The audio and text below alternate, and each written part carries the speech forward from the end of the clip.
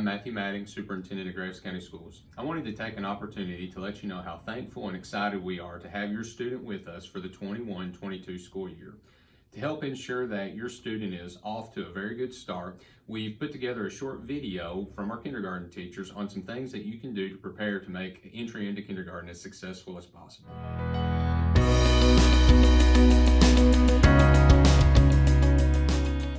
Hi, I'm Miss Ella Good. Hi, I'm Miss Wilkins. Hi, I'm Miss Lyle, and we're kindergarten teachers at Central Elementary. We want your children to learn about cutting properly with scissors. And so one of the things that we teach your children and we'd like for you to start working on them with is holding scissors appropriately. So we make sure that we put our fingers and our thumbs in the appropriate spots, and we always cut thumb up. These particular scissors have a flange right here that helps reopen them for your students, but we always want to make sure that we are cutting thumb up going forward. It's great if you have some papers with lines on them that your children can practice cutting on the lines. All right, I'm going to talk to you a little bit about gripping a pencil today. Our kindergartners need to know how to hold a pencil when they come to kindergarten. We're going to use the tripod grip, these 3 fingers. We're going to place them on the pencil and we're going to pinch. Now, we don't want it to be loose. We want them to hold it, so it's going to have to be a pinch. You might want to use things like Play-Doh or a stress ball to strengthen that grip for their fine motor skills. Even doing things like playing with Legos or blocks. Anything that they're doing to strengthen those hands. Make sure they hold it firm.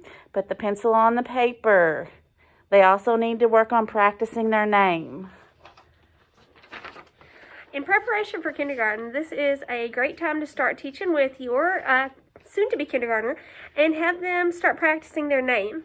We really encourage you to practice writing their name with them, starting with an uppercase letter and writing the remaining letters in lowercase. This is also a super time to start having them write with their letters resting on the line at the bottom. Another thing that we like to practice in kindergarten is our good coloring skills. So in kindergarten, we say that good coloring is when that we color within the lines, when our colors make sense, and that when there are no white spaces when we color. Thanks, and we can't wait to see you in the fall.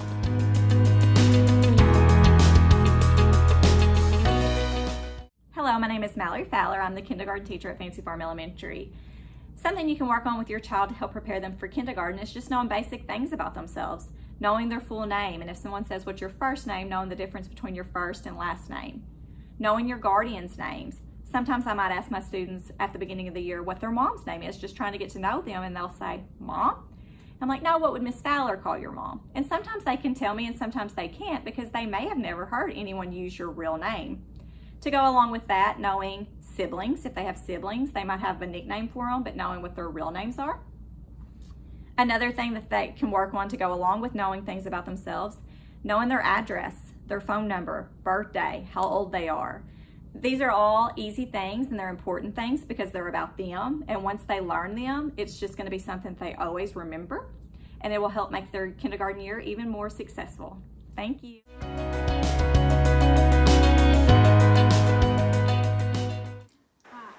Bose, and I'm the kindergarten teacher here at Farmington Elementary School. And my name is Diane Wiggins. I'm another kindergarten teacher here at Farmington. And we want to talk to you today about a few things that you can do, simple things, to help get your child ready for kindergarten. First of all, it's very important to read to your child. It doesn't matter if it's a bedtime story or you're reading throughout the day. Go to your local library, go to a bookstore, buy the books, check out the books, and always read to your child. Let your child make sure that he or she knows how to open the book and turn the pages one at a time. Make sure that they can follow along from left to right.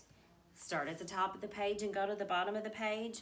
And there are a few simple things that you can do, like stopping before the sentence is finished and letting your child finish the sentence, or asking them if they can hear rhyming words in the book. Self-help is also an important part of coming to kindergarten. Working on self-help skills with your child, such as letting them zip and unzip their coat, zip and unzip their backpack, cleaning up an area when they're done playing, putting caps on markers, and all kinds of other self-help skills will really help them when they come to kindergarten. And also, anytime you're in the car together or at a store or maybe even watching commercials, when you see things that the child is familiar with, like different kinds of cereal, ask them if they know the name or if they know the letters that are in that word. You can also find familiar objects like the golden arches. Have them say McDonald's and listen for those sounds. Maybe they can think of another word that starts with that sound. And also street signs. Some have words, some have numbers.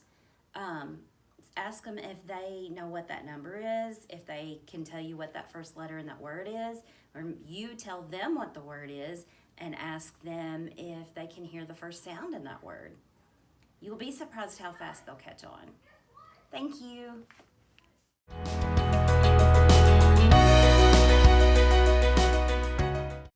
Hey guys, I'm Miss Chambers. And I'm Miss Kayla, and we teach kindergarten at Sedalia. Today we just wanted to show you a few things that you can do to introduce math and counting skills to your child before they start kindergarten. So introducing math can be as simple as counting anything you have around the house, such as these little linking chains or Legos, cereal, anything like that, just working on counting the different things. You also can work on having your child say a number and they have to hold up that many fingers. So if you say, hey, can you show me 3 fingers? And they show you 3 fingers. Can you show me 5? And they show you 5. It also, you can also look down the road and find road signs, and you can point out, oh, I see a 3 on that sign, or I see a 0. You could talk about the shape of the sign. Just looking for numbers in your everyday environment. And also, like if you're at the grocery store or or just at home, just looking around for numbers. Maybe say, let's count how many red boxes we see at the grocery store. And practice counting. And then just a few counting strategies that you could go over with your child. Simply just counting out loud with one another. Touching and counting, we use this a lot in kindergarten, so just getting them familiar with that strategy. And then even touching and moving it as you count so that you get the ones that they've counted out of the way. Making sure to line them up and count instead of counting things that are all scattered. And then even working on counting on. So if you roll a dice with your child and it lands on a 5, instead of counting 1, 2, 3, 4, 5, just having them start at 5 and then go 6, 7, 8, 9, 10. And then just working on recounting the groups that you have already counted just to make sure that they get the same number over again. So we hope some of these tips have helped you, and we can't wait to see you soon. Bye. Bye.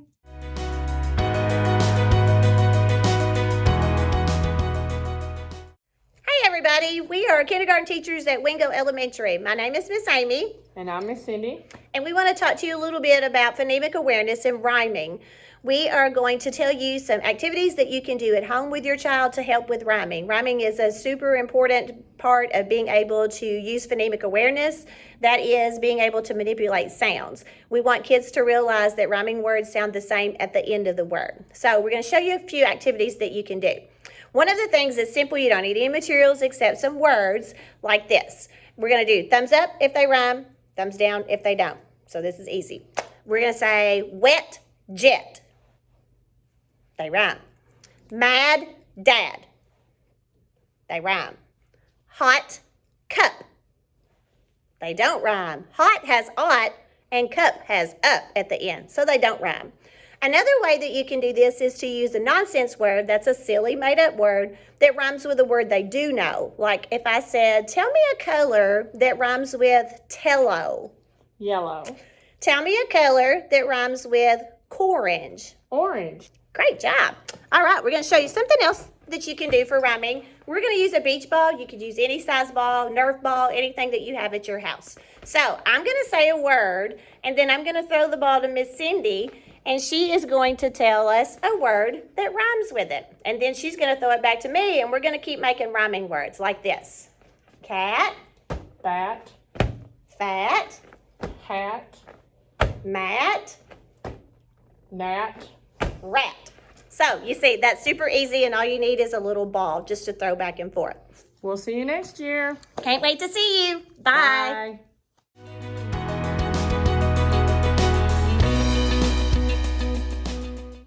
Hi everyone, I'm Allie Civic and I'm one of the kindergarten teachers here at Lowe's Elementary, and this is my daughter Paisley. We wanted to share with you a strategy called echo reading. Echo reading is something simple that you can do at home with your child as you read with them daily. And Paisley and I have practiced this before she even started kindergarten herself. So she already knows the rules to the game. But what you can do is you can tell your child that you're going to play a game with them and grab one of their favorite books. It can be a board book or anything that you can get off the shelf. And we're going to say, I'm going to take a turn as I read the text and use my pointer finger. I'm going to show the word to the child as I read. And I'm also going to tell them as I read it out loud that I want them to say it and repeat it back to me. So I simply use my turn, your turn. But as the game goes on, you'll see that your child won't need that. As you pause, they'll repeat what you're saying. This helps the child connect sounds to the text unintentionally. So we're going to try it. Are you ready? Mm-hmm. Okay. The green dog is up. Your turn. The green dog is up. My turn. The yellow dog is down. The yellow dog is down. The blue dog is in. The blue dog is in. The red dog is out. The red dog is out. You can also change it up by doing different voices. So are you ready to spice it up a little bit? Make it more fun? One dog on a house. One dog on a house. 3 dogs down in the water. 3 dogs down in the water. A green dog over a tree. A green dog over a tree. A yellow dog under a tree. A yellow dog under a tree.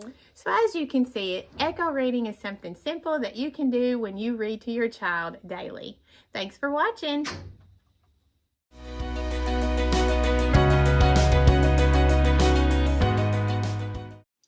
Hi, I'm Miss McIntosh. And I'm Miss Sanders, and we're teachers at Simpsonia Elementary School.